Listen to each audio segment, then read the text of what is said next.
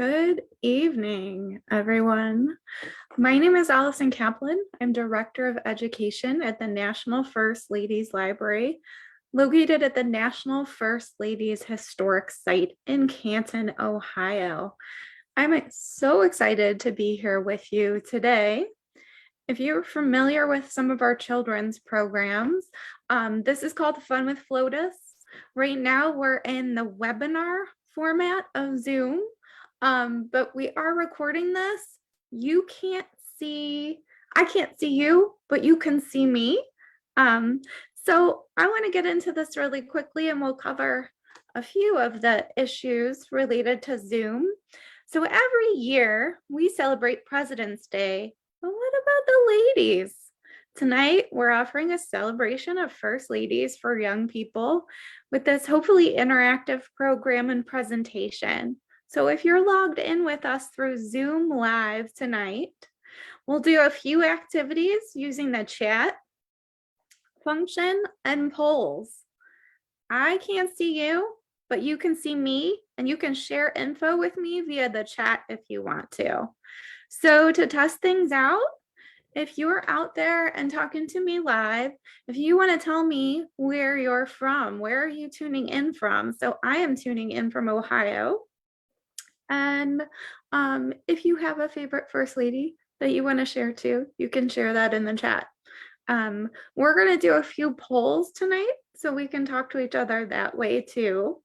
And we have a few really fun activities. So we're going to talk a little bit about the First Lady or First Spouse, what they do, and ways we can honor them, okay? So what do you all know about First Ladies? What is a First Lady or partner? What do they do? And what did they represent? Do they have a job description? And do they earn any money? Do they earn a salary for their job? Today, we're going to start by finding that out. We have someone joining us from Virginia, and they really like Jackie Kennedy and Dolly Madison. So thanks for joining us. You can ask questions in the chat too. So what does a First Lady do? And here you see a First Lady, Laura Bush, on Inauguration Day beside her husband and daughters. So part of it is there's no official job or description for the First Lady. They don't receive any pay, and traditionally they're regarded as a political helpmate or helper for their husband. Or in the future, it could be a wife, if we have a female president soon, a social leader in Washington, and an unofficial representative of the female population throughout the United States. So let's look at some of the traditional duties of a First Lady. So some examples of things that First Ladies do. They can set fashion standards. They uplift the national spirit during a crisis. They could serve as a White House representative in areas of special interest to women. They get on the campaign trail, either with their spouse or without them. And someone's saying Barbara Bush is their favorite First Lady in our chat here. This is a picture of Barbara Bush. So one of the things she did as a First Lady was visit a home called Grandma's House that worked to take care of young children who were infected with HIV or AIDS. And this was a big deal at that time because it was a disease that not a lot of people knew about. And she was showing how comfortable she felt interacting with another person who was infected with the disease. So it was really an important thing that she did. Let's see. And here's another. We have an image here of one of the more official duties of First Lady, right? Here's Jackie Kennedy and her husband inviting and dining with the Queen of England for a state dinner. And you can see Jackie also represents kind of the fashion standards that we have for First Ladies, right? We're always looking at what they're wearing, and we're always kind of comparing what they're wearing to the latest fashion trends. And here is another previous duty of a first lady. So if you can see here, here's Eleanor Roosevelt. And here she is. She traveled the world as a representative of the Red Cross, and she visited soldiers who were wounded in hospitals. So a lot of times you'll see images of first ladies visiting with people who are sick, soldiers who have served the country. And another kind of more traditional role of a first lady, or it's become traditional over the years, is that each first lady usually picks a social cause, something they care about, something that is important to them. And here you can see First Lady Nancy Reagan. She was First Lady in the 1980s, and she picked Just Say No as her cause. And she had formerly been a movie star, and she brought a lot of Hollywood pizzazz and a lot of celebrities to the White House. So they helped her get this message across to young kids to just say no to drugs. And then there are some more progressive, less traditional roles for the first lady. So here is Hillary Clinton. And sometimes she was criticized for advising her husband. But at the National First Ladies Library, we've talked about a lot of different first ladies who have helped advise their husbands behind the scenes. This is an image from a very famous a speech that Hillary Clinton gave in China, where she said, women's rights are human rights and human rights are women's rights. And that was very powerful. So sometimes these women are representing important women's issues around the globe. And a lot of times they get to travel, right? They get to go to all these cool places and represent the United States. And one of the well-traveled first ladies besides Hillary Clinton was Pat Nixon. So Pat Nixon traveled to China with her husband, who you can see here. And she also traveled the world. Sometimes first ladies will travel during disasters and visit victims of earthquakes or other natural disasters. So that's an important role. Another role first ladies advocating for things we mentioned is kind of non-traditional, but advocating for women's rights. So the Equal Rights Amendment was something that was really popular and important to women in the 70s. And here we have Betty Ford and Rosalind Carter speaking out for the passage of the Equal Rights Amendment, which was written by Alice Paul back in the I believe, after the 19th Amendment was passed. So it's been an interest of women for quite some time, and it has been picked up by the first ladies. And then sometimes one of the non-traditional roles first ladies have is that they have a job now outside of the White House. And Dr. Jill Biden, our current first lady, is the very first lady to have an official job outside of the White House.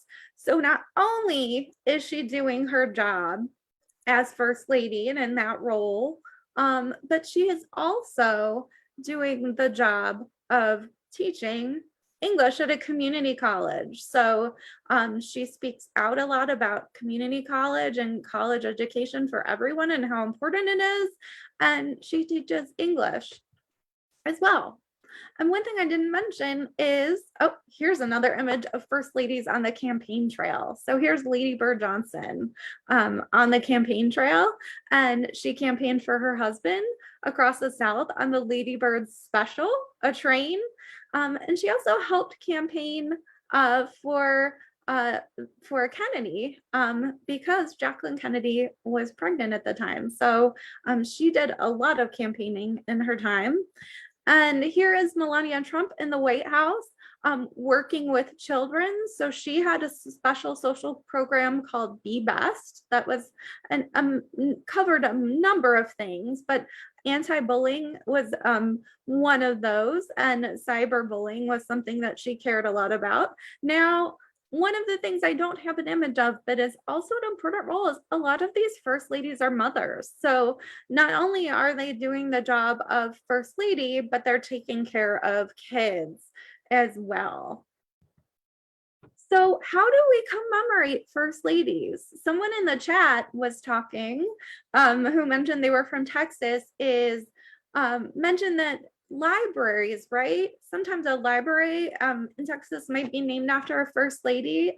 Both of the Bushes were very interested in reading. So that was very special and important to them. But a lot of times we know that presidents are honored with things being named after them, like airports, Reagan Airport. Sometimes a highway might be named after them, sometimes a school, right?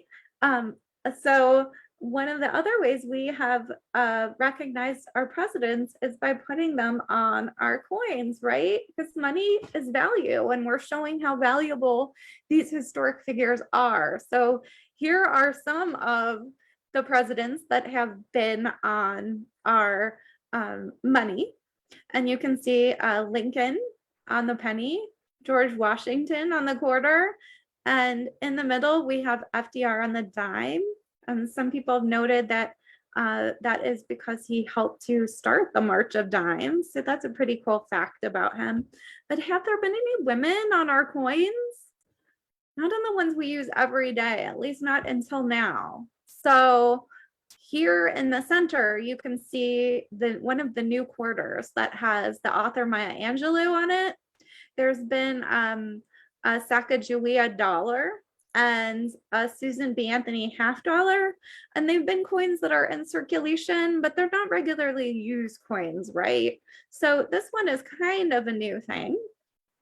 And I'm pointing out coins because they're a little piece of the presidency that we all have, right? We all carry with us. But more recently, there was a movement to honor the presidents and first ladies through special commemorative coins. So I wanted to show you this because sometimes, you know, it's one way we show someone's valuable by putting them on money. So in 2007, the US Mint honored the nation's first spouses through the First Spouse Gold Coin Program. So each of the presidents have an official dollar coin, authorized by the Coin Act of 2005. And then in partnership with that, a bronze medal was issued for the first ladies. So I don't think they've completed all of them, but I want to show you some of them, and we're going to talk about what they represent and how these first ladies are represented on them, because the front has a really cool portrait of each first lady, but on the back it tells us a little story, a little something about that first lady. So let's see. What you're seeing here is a portrait of Abigail Adams, right? And what she was best known for was writing these letters back and forth to her husband, right? As he was helping to establish the United States as a country. And here she is with her pen, her feather pen. And the quote here says, "Remember the ladies." So she urged her husband to include women in the founding documents of this country, which he did not do. But this quote has kind of stuck with us throughout history. So we're going to do a little quiz here. This is hopefully going to be fun. So let's see if I can pull up my polls and they work. Okay, yes. Okay, I have 3 questions. Just answer the first one and then we'll do the second. I made them separate. So I'm going to show you a coin with a first lady on it. You're seeing Barbara Bush here. And I want you to think about what is on the reverse side of this coin. And we will go through it. We'll do Barbara. So just answer the first one for now. What do you think is on the reverse side of this Barbara Bush coin? Barbara Bush's dog, Millie. Barbara Bush clutching her trademark pearl necklace that she was so well known for wearing. Or Barbara Bush clutching a book because literacy was really important to her. Literacy means teaching people of all ages how to read. Or an image of Barbara volunteering at a soup kitchen. So you can vote for that one. We'll go through our quiz really quickly here. Hopefully you're able to. I'm not saying anybody able to vote, but that's okay. We'll keep plugging through here, even if they're not working. Oh, I know you can't vote when it, so we'll keep going. Okay. And then, whoops, we'll keep doing it this way. So we'll just go through them. And you can guess that you might have guessed that Barbara was clutching a book, someone said, because literacy was important to her. And that's correct. So this is the back side. And here's a picture of Barbara with children reading a book.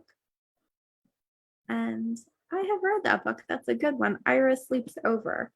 So she promoted literacy. That was something that was important to her. So the next one is Helen Taft. She's a first lady from Ohio, my home state. And here's her portrait. So it says on the front that her husband was the 27th president. And it says how long she served as first lady from 1909 to 1913. So the question for you, and you can write it in the chat too, if this isn't working quite for you. I'm still figuring out the kinks of how to do these polls. What do you think the reverse side of the Helen Taft coin depicts? Cherry blossom flowers, a stroke awareness ribbon, a picture of the White House, or a judge's gavel? And let's see. Here it is. So if you guess cherry blossom flowers, you're correct. But all of those things actually relate to Helen Taft. So Helen Taft promoted and helped to plant the cherry blossoms that we see every year at the basin at the National Mall in DC, at the tidal basin. She had a stroke at one point in her life that caused her quite a lot of health issues. She visited the White House as a young girl and decided that she wanted to live at the White House. And her husband, even though her desire was for him to go to the White House, he always wanted to be a judge. So he first became the president and then served as a Supreme Court judge. And then there's Ida McKinley. So if you come visit me in Ohio at the National First Ladies Historic Site, you will see the childhood home of Ida McKinley. So here she is. She served as the 25th First Lady from 1897 to 1901 when her husband was assassinated. So what do you think the reverse side of this Ida McKinley coin depicts? It might be a travel trunk. It might be an image of her hands holding a banker's bag, an image of her hands crocheting, or a disability awareness ribbon. So all of those things relate to Ida. So one of the things she did when she was young, her father thought education was super important. So he sent her to a number of different schools where she learned quite a bit, got a job working in his bank, But she also traveled. So she went on a grand tour and she probably had a big travel trunk that she filled with all sorts of things like fabric that she purchased when she was overseas. She One of her passions was crocheting, and she often crocheted slippers for soldiers. She would give them away to friends and give them to charity. So it became kind of her cause.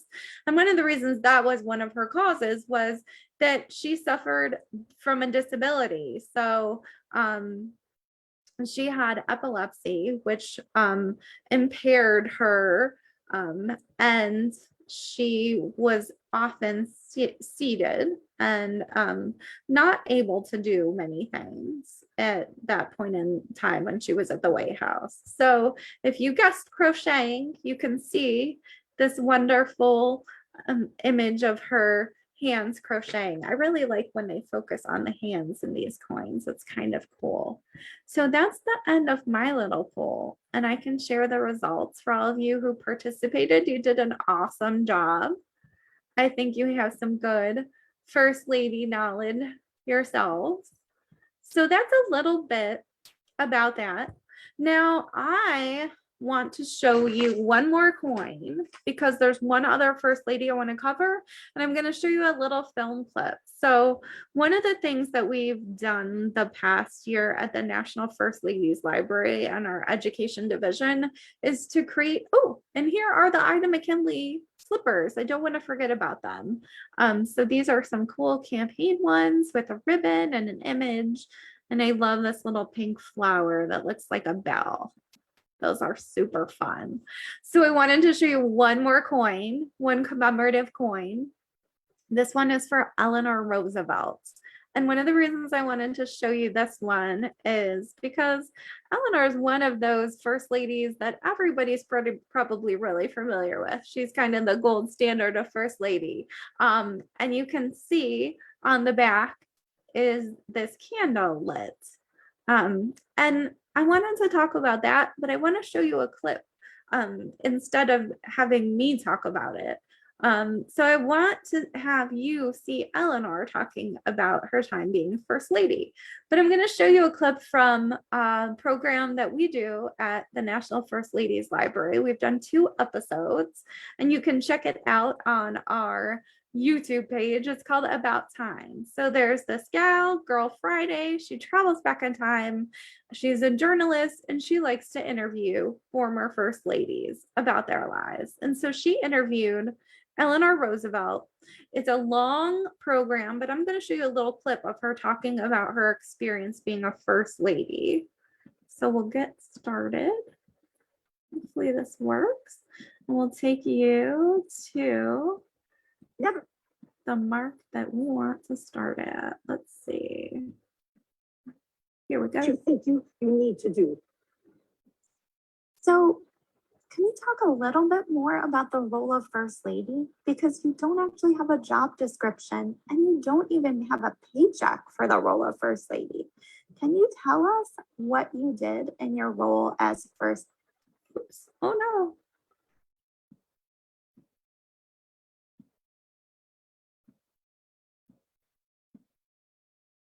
Stories, they're very powerful. I think you always just have to do what you think you need to do. So can you talk a little bit more about the role of First Lady? Because you don't actually have a job description and you don't even have a paycheck for the role of First Lady. Can you tell us what you did in your role as First Lady? You have to understand that one of the reasons I didn't want to be First Lady in the first place was because they really had very few roles to play and very few jobs to do. And I had become so busy while Franklin was recovering from the polio that I had already invested in so many different causes and had been on so many different commissions and committees. And as First Lady, I didn't want to give any of that up.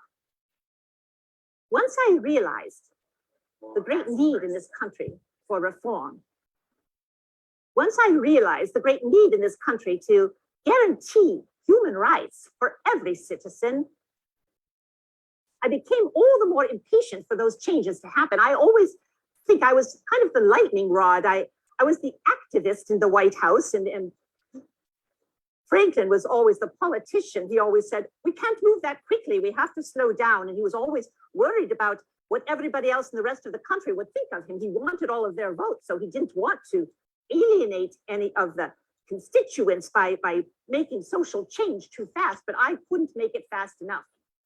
We did make great strides during those early years as we pulled the country out of the Great Depression.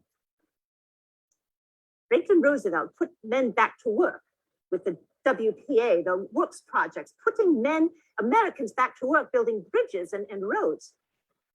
But I made sure that they also put artists and writers and musicians back to work.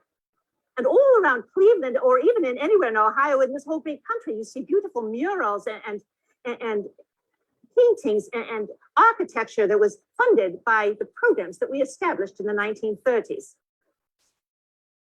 During those years, half of adolescents in this country, teenagers, were neither in school nor did they have a job because there were no jobs to be found. So we founded the National Youth Organization to put students back in school where they belong.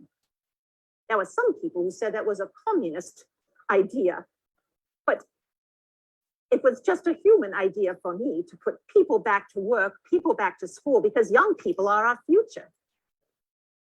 We established Social Security so that people, as they get older, don't have to worry about their future.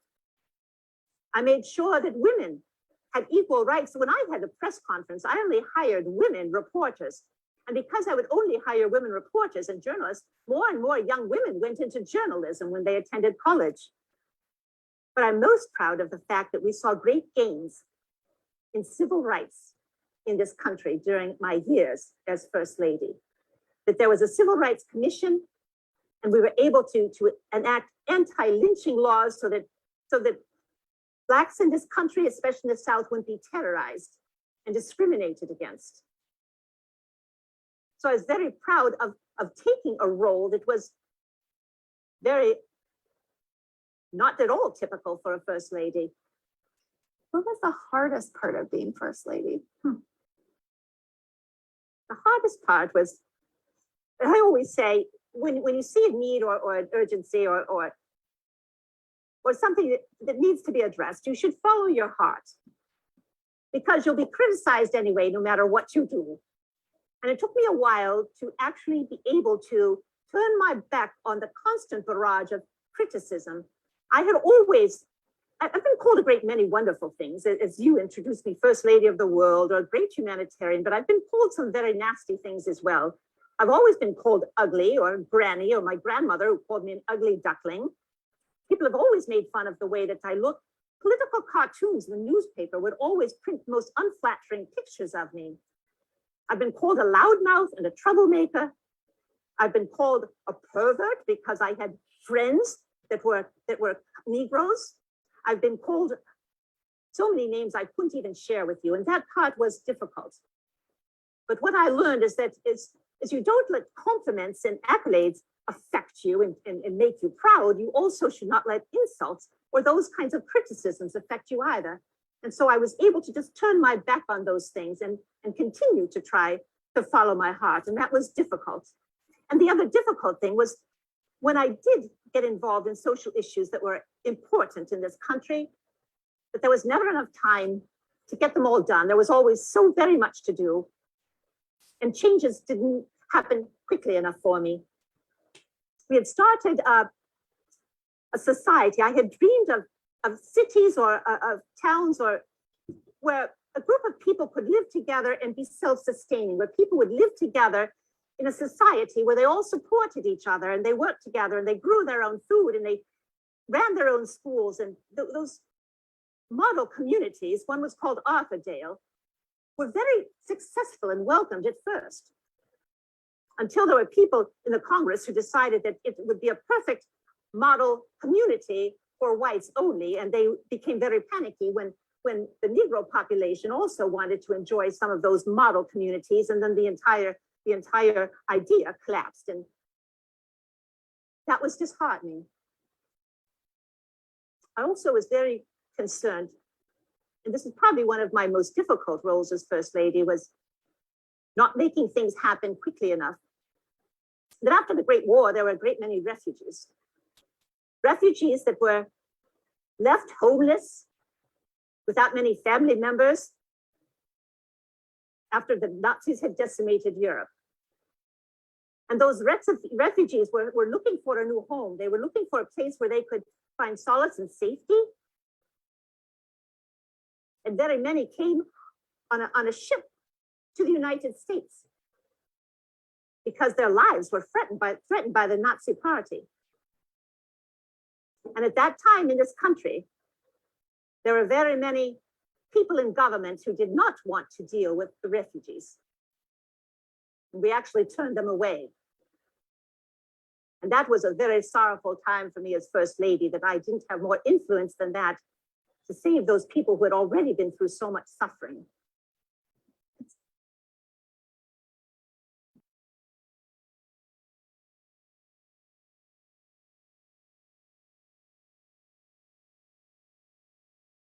So that is just a taste of the About Time program. I wanted you to get a feel of all of the things that Eleanor Roosevelt accomplished from the mouth of our amazing reenactor. And then you notice when I showed you the coin, that the coin actually has a candle. So one of the things that Eleanor Roosevelt did as First Lady, you saw so many things that she was talking about and explaining, but she also, after her husband passed away, she headed the commission, the United Nations Commission for Human Rights, and helped to write the Declaration, the Universal Declaration for Human Rights. So that was a huge accomplishment of her career. And I think there are so many things that you would probably want to say about Eleanor that putting one thing on a coin would be really challenging. But I think the designers at the Mint were inspired by this Adlai Stevenson quote. After her death, he said, "She would rather light a candle than curse the darkness, and her glow has warmed the world." So you can see the lit candle, and then the shape of a globe or the earth there is helping to represent Eleanor. So thinking about that, we know that quite a few First Ladies have been depicted on coins, but is there any women in history or any person in your life that you would depict on a coin? If you want to share that with me in the chat, you can. And if we were together in a classroom setting or you were visiting the site, we might all work together to create our own coin design, either for a favorite First Lady or for a favorite woman in history or in our family. So that's one day you can celebrate First Ladies Day. Oops, this is going to keep playing. So when I was thinking about coins, I also was learning about these things called challenge coins. Have you ever heard of a challenge coin before? And I wanted to share them with you really quickly because they're really cool and they do involve First Ladies. So challenge coins have been a trademark and tradition and pride of the military community. Dating back to World War I, they were widely used throughout the military to commemorate those who have gone above and beyond the call of service and help others. So behind each challenge coin, there's usually a unique story and they're traded. Sometimes they are given to people who have done really important things. And in recent years, I think during the Clinton era, challenge coins began to be produced by the presidential office, and they were also produced to represent the First Ladies. So there have been several challenge coins. Sometimes Trump created challenge coins to represent a special trip, and they were traded with people on the trip or given to staff members on the trip. So you can see Melania Trump's challenge coin. Sometimes they were given to Secret Service people, people in the military, if the First Lady was visiting someone in a hospital. And this was a really moving image of Michelle Obama and her husband placing a presidential coin or challenge coin as they pay their respects during a memorial service for victims of the Fort Hood shootings. So I thought that was really moving and really interesting use of coins and thinking about challenge coins. So this one's kind of hard to see. Oh, this is actually a little film. So we can see Michelle Obama actually talking about challenge coins and sharing hers. Hey everybody, this summer I'm going to give you a behind the scenes look at my office here in the East Wing. Now this is something that's really special to me. This is my prize collection of military challenge coins. These coins are given out by different units from throughout the military. So when I visit a military base or somewhere else for a Joining Forces initiative that supports vets and military families, I'm often given a challenge coin. And guess what? I have a challenge coin of my own. This is something that I give out as well. It's very special. I give it out to really special people doing great work. So I just wanted to share that with you guys. So that was another cool coin story related to the first lady Everybody. that I wanted to share with you. So you can see the coin that she shared on the left, another one representing Michelle on the right. I wasn't able to find any besides ones that represented Michelle Obama and Melania Trump. But, and I apologize for the watermark on this image, I wasn't able to get a real one, but this is the Bidens sharing their challenge coins. So those are more recent, a more recent tradition. So the next thing we're gonna do, we know that coins are one way that we honor presidents, right? And naming things after them. And sometimes we'll have a party, right? Because one of the things I was thinking about related to First Ladies Day is one duty of a First Lady is to be the hostess in chief. So that's one of the more traditional duties of a First Lady. So they host all sorts of parties and events throughout the year, from the White House Easter egg roll to planning all of the holiday decorations at the White House and hosting receptions there, to very fancy state dinners, to welcoming people for teas and activities at the White House. And I thought, if we were going to have a First Ladies Day to honor First Ladies, then we should plan a party for them, right? They shouldn't have to do it. So we're going to do another quiz. We'll work together and we're going to plan a party. So I'm going to put my quiz up. We can answer all of the questions together and then we'll break it down and see what we got. And I'll show you some images that inspired our party planning for today. So I'm going to pull up another poll for my First Lady party. So we're going to plan a party for the First Ladies. So my very first question for you is, who should we invite to the party? Should we invite British royals? Should we invite Juliet Gordon Low from the White House, or I'm sorry, from the Girl Scouts, who was very associated with many of the First Ladies, because the First Lady becomes an honorary chair of the Girl Scouts. Susan B. Anthony, who's been connected to some of the First Ladies. Lady Gaga, who has inspired some of the more current First Ladies, or Frank Sinatra, who, if you're not familiar with, is a singer. So you can answer that one. Who should we invite? And answering that, you can see an invitation. So at the White House, many of these parties have a lot of very fancy invitations. So we were talking about British royalty. Here you can see Princess Diana and John Travolta dancing at a party in the 1980s, probably hosted by Nancy Reagan, who I think I see here in the corner. Oh, someone here says in our chat, they have a challenge coin from the White House Historical Society. So that's pretty cool. Here is Juliet Gordon Low, founder of the Girl Scouts. Susan B. Anthony. Lady Gaga, here she is in the Capitol before she performed at the inauguration of Joe Biden, our current president. And Frank Sinatra was a favorite of many presidents, from more contemporary Donald Trump to previously Nancy Reagan. And here you see Nancy Reagan, who would invite Sinatra to events, but also call him into action. So one of her social causes was to promote a grandparents program, connecting senior citizens with young children. And they are singing.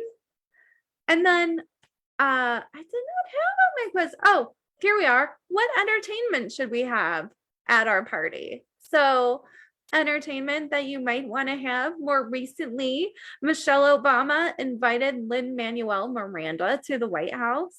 I believe he performed when people weren't that familiar with Hamilton, his amazing musical.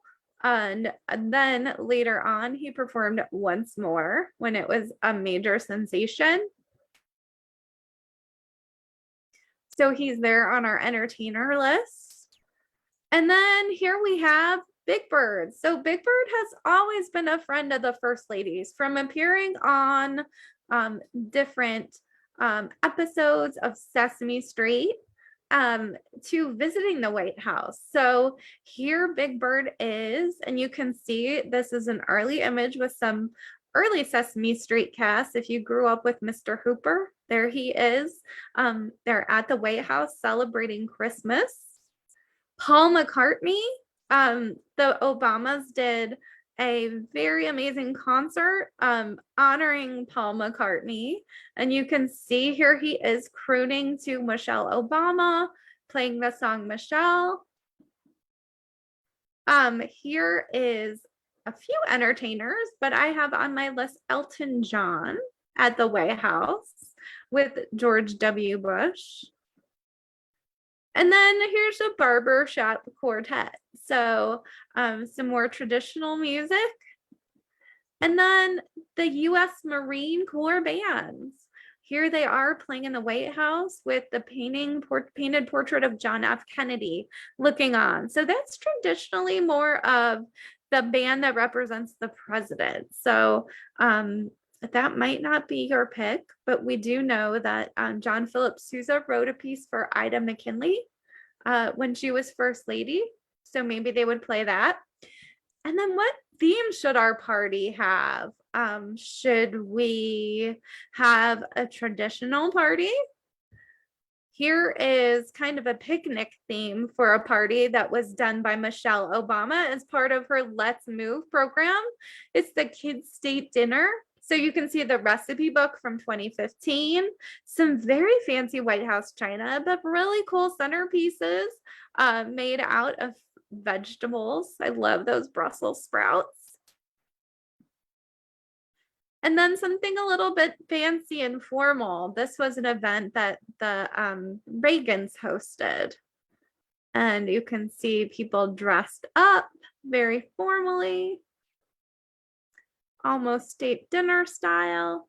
And then a birthday party. So families live in the White House, right? So a birthday party theme is always fun. Here was a birthday party that the Kennedys hosted, I believe for Caroline, in the White House. And you can see that it looked like a really, really fun affair in this very formal room with kids in their party hats and balloons. It looks super fun. I would have loved to be a kid in the White House eating birthday cake, wouldn't you? And then bigger kids have lived at the White House too, right? So here we have a school dance. Susan Ford hosted her prom at the White House. So here she is dancing. And then in the White House, if you wanted to have a movie party theme, you can have a movie party theme, right? So here's Laura Bush with a bunch of school children after she helped undertake a refurbishing of the movie theater in the White House. So think of all the spaces you'd have to choose from bowling alley to pool party to theater. There are so many parties we could host in honor of a first lady? And what type of food do we want to have at our party? So here is Eleanor. Let's see what she is chowing down on. Oh, oyster ice cream. So Dolly Madison was very famous for serving ice cream at the White House. And believe it or not, people made ice cream before refrigerators were even invented. And sometimes they chose ice cream flavors that might have not been as popular. So oyster ice cream was a favorite. I think she also served strawberry ice cream. And of course, Lady Bird Johnson was no stranger to hosting a barbecue. Here she is in her ranch in Texas with her husband, getting ready to chow down on some barbecue. And then some of our first ladies that go further back in time might have dined on turtle soup. Now, it wasn't always turtles, right? So back in Mary Lincoln's time, here she is with her husband, Abe. Turtle might be part of the ingredients, but over time, turtles became more of a delicacy and harder to get. So mock turtle soup came into play. And I don't know, you can tell me in the chat if you would want to try turtle soup. I don't know that I would want to, but I definitely would be willing to try this cheese ring, which was a favorite recipe of Rosalind Carter. And you can see jelly, cheese, nuts, all of the most amazing things, crackers, and here she is. And then good old Eleanor, we do know that Eleanor had one of the most unpopular kitchens in White House history, partly because she really wanted to reflect the food and the food scarcity of the time during war times and the Great Depression to not be as lavish. But she also just really liked hot dogs and wanted to serve the King and Queen of England hot dogs at a picnic. And that was a very successful picnic for her. They were very impressed with hot dogs. So hot dogs can go a long way for first ladies. And last but not least, who doesn't love a cake?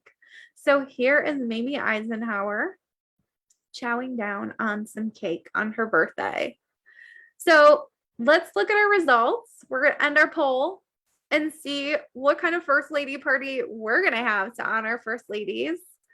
So it looks like we're going to invite Lady Gaga to our party, which is going to be amazing then because she is always well dressed and full of amazing songs and talent. Who should we invite? Oh, sorry, we're inviting her. Yeah. And then entertainment looks like we are going to be inviting Elton John. So maybe he'll play Tiny Dancer. Maybe we can even get a 2-for and have Lady Gaga perform with him. That sounds like a really great party. And I think any of the first ladies who attended our party would be way into that. Okay. What theme should our party have? It looks like we're going to go with a casual picnic theme. That sounds great. I think they'll really like that. Oh, I'm going to share my results up here so you'll see them. Okay. And what type of food should we serve at our party? We're going to have barbecue. So it sounds like we're going to have a really casual event with Elton John and Lady Gaga. And I think it's going to be super fun, don't you? So hopefully you can join us and that will be super fun. I'm going to stop sharing my poll. And I'm going to do one last activity with you tonight. So we've talked about how we commemorate presidents and how we celebrate President's Day, whether we name something, an airport after a president, whether we shop on a special President's Day sale or study one of the presidents in our schools. How can we honor first ladies besides these commemorative coins that we were looking at? what else can we do? Well, we can write letters, right? So I have a few letters that I'm going to share with you, some little bits and pieces of related to our first ladies. So the first I want to share you are more recent.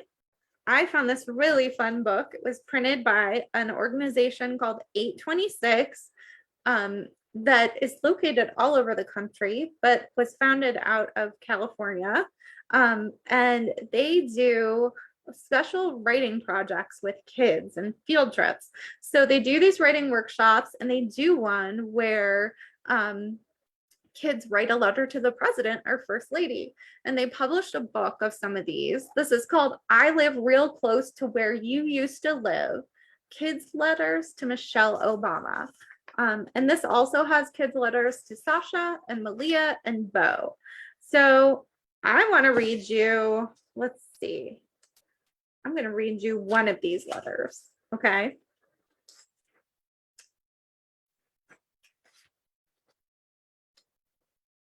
Here we go. Dear Mrs. Obama, you're the greatest person I ever met. I know that you married Obama because he cares about people, and also you think he is a special person. You make great speeches. I really know that you have a great family. How big is your garden? I hope you have a great vegetables and fruits so your two children can be strong and grow too. You're a better dancer than your husband. I live in Los Angeles. I live in a white and gray apartment. I watch videos. I'm a girl who is 10 years old. My favorite things are soccer, movies, and also princesses. Do you think princesses are for little kids? My favorite fruit is mango. What is your favorite fruit? My parents are very nice. I really want letters from your whole family at the White House. When I grow up, I'm going to help persons just like you. So I really like that letter because she asks a lot of questions about what the first lady likes and tells stuff about her. And then she says, thank you. She says, I think you're the greatest person, right? You dance better than your husband. So we'll take a look at a few more letters. So sometimes when people are writing letters to first ladies, it's to tell them about, to console them. Remember, a first lady's job sometimes is to help people around the country who feel sad about things, right? Whether they have had an earthquake where they live or lost someone in their family or something bad has happened.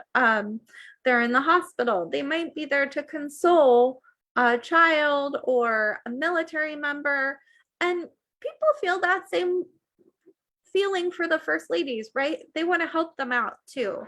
So these are two letters, and I'll just read you one part of one that were written to Jacqueline Kennedy after her husband died. So the one on the left, I really love. It is from a group of Boy Scouts, and these Boy Scouts really want to help Jackie Kennedy move out of the White House, right? Her husband is gone. She's no longer serving as first lady. So they're going to help her move to New York, and they write her a letter, which I think is really cool. So, dear Mrs. Kennedy, Explorer Post 187 of Queens, Long Island has been chosen to help you move into your new apartment when you come here to the city of New York in the fall. The boys of Explorer Post 187 have volunteered to help you move in so that it will not cost you so much to pay the men who will bring an act to the hotel in the fall. So he goes on to tell his name, how old he is. I've written many stories from my school of your late husband, our dear President John Fitzgerald Kennedy. Our project for the fall will be to start a memorial. And then it ends. Will you please notify me when you will move to the city of New York and give me the time you will be here around and the date, please, so that we will be waiting for you, and put down the location and name of the hotel. So I thought that was a very kind letter. Now, she did not take him up on his offer, which I totally understand. She probably had movers and people to help her. But I thought that was really cool and really sweet. And then another 11-year-old girl on the right says how shocked she was when she came home from school to find out that Mr. Kennedy had passed, and how she wrote him a letter. She still had the letter. She's going to save it and show it to her children. She grew up. So a lot of people connected to Jackie Kennedy. And I don't have the picture, but there's a big picture of people in the White House just piling letters and filing them. So she received a lot of letters, but a number of those letters came to her from children. Here is another Obama letter. So I will come to visit the White House for dinner. Chicken, eggs, French fries are my favorite foods. What are your favorites? So I love that. Love the drawings. Now, sometimes kids aren't just writing to help the first lady, right? Or to say thank you, you're doing a great job. Sometimes they need help, right? Throughout history, people have had to deal with all sorts of things. So Eleanor Roosevelt got a lot of letters from kids asking for help. And this one is pretty interesting. It says, do you realize that Easter is at hand? Do you realize how many hearts are broken on this account? Do you realize how hard it's going to be for most people? Like me, for instance, I am a young girl of 15 and I need a coat so bad. I have no money or nor means of getting one. My father has been out of work for 2 years. My brother works on the CWA, but he is, or rather has been, insane in an asylum and taken most of our money. So it's a pretty sad story, right? She goes on to explain her mother and how she's sick too, and they have a lot of debt. But for Easter, some friends of mine are thinking of getting new outfits, and I just have to listen to them. How I wish I could have at least a coat. That would cost about $5. I need a dress. I want one, and it only costs 79 cents. Dear Eleanor, how I wish I had this coat and dress for Easter. I would be the happiest girl. I love you so much. Please send me about $6. I thank you so much, AC Port Morris of New Jersey. So kind of a sad letter. And this wasn't unusual during the Depression.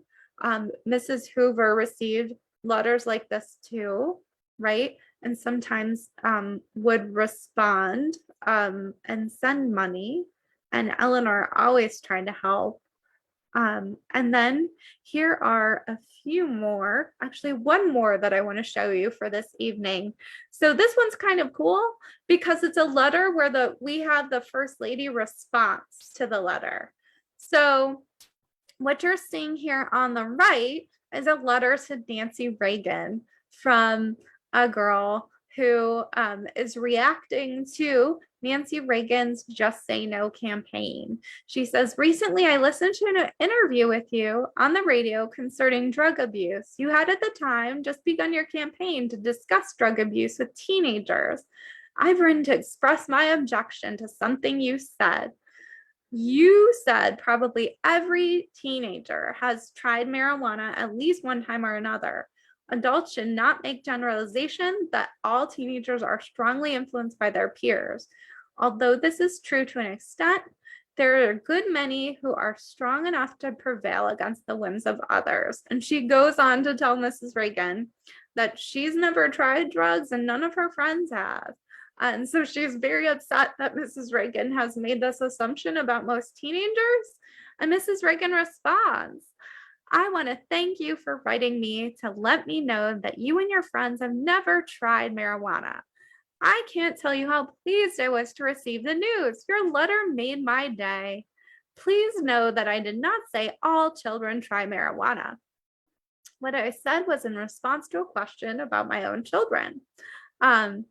So I thought it was pretty cool that we have this record that Nancy wrote back, and I think it's so interesting to see how kids have written to first ladies over time. So my mission for you is to write a letter to a living first lady and either thank them or tell them something about yourself, some way you relate to them, whether it's a cause that they have, and give them a pat on the back, because the job of first lady is pretty hard, right? There's no official duties, but there's all sorts of duties because everybody's watching you. You have all eyes on you, and you don't make any money, right? And a lot of times you're doing really amazing things, like visiting people in the hospital, or helping to promote a social cause that people don't know about, or working to change school lunches, or working to stop bullying online. So I really wanted to promote the idea of letter writing tonight, and writing a letter or sending an email to a first lady, and letting them know how grateful we are for their service, or designing your own honorary coin or challenge coin for a previous first lady or a current first lady. So that's our mission for celebrating First Ladies Day, which we are celebrating today, the day after President's Day. But I do want to mention, as we close things up tonight, that there is a movement to start celebrating First Ladies on their own day, and that will be hopefully June 2nd. So maybe over the summer, we can meet back up for Fun with FLOTUS, and we can discuss First Ladies Day again and see some of the cool things that you've designed. So if you design your own party plan for a First Lady party, or a special commemorative coin or challenge coin, or written a letter to a First Lady, please share it with us at the National First Ladies Library. And I hope you've enjoyed tonight's installment of Fun with FLOTUS, celebrating our First Ladies throughout history. I want to thank you, and I hope to see you at our next installment of Fun with FLOTUS. I do want to mention that we have this program, which we will post on YouTube tomorrow and send out to all of our participants who signed up. And I believe that is all. Sounds like we have some things in the chat. And we should have another Fun with FLOTUS program coming up soon. But until then, you can head over to our National First Ladies Library YouTube page and check out our conversation with Eleanor for our About Time program. So thank you so much for joining us, and thank you so much for helping us to celebrate the First Ladies. Thank you and have a great night.